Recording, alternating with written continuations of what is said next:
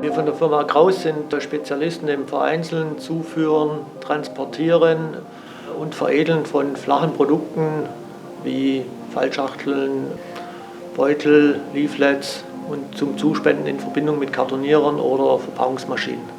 Wir haben uns bei dieser Anwendung für die Firma Blum entschieden, da hier zwei Systeme zum Einsatz kommen. Einmal das Druckspendesystem Blum Legier 4050 AC zum Bedrucken der Etiketten und gleichzeitigen Etikettierung der Fallschachteln. Des Weiteren haben wir noch ein HP-Kartuschensystem Blum X8 Jet mit 8 Druckköpfen zum Direktbedrucken der Kartonagen. Somit kann der Kunde wählen, ob er die Kartonagen bedrucken will oder etikettieren.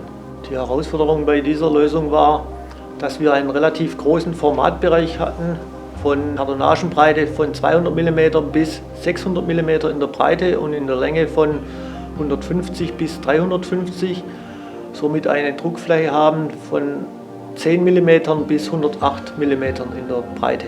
Bei dem Etikettiersystem werden die Etiketten vorgedruckt mit einem Thermotransferdrucker und dann positionsgenau auf die Fallschachteln gebracht. Alternativ haben wir auf der FK Coding Line ein HP XB8 verbaut, auch von der Firma Blum. Bei dem HP-Drucker handelt es sich um einen 8-Kartuschendrucker.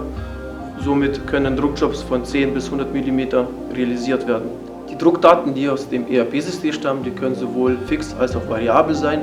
Unter Variablen versteht man ein Datum, eine fortlaufende Nummer oder eine Charge. Somit ist es auch für den Endkunden rückverfolgbar. Hier in diesem speziellen Bereich werden Fallschachteln transportiert, die im Automotive-Bereich ihre Anwendung finden.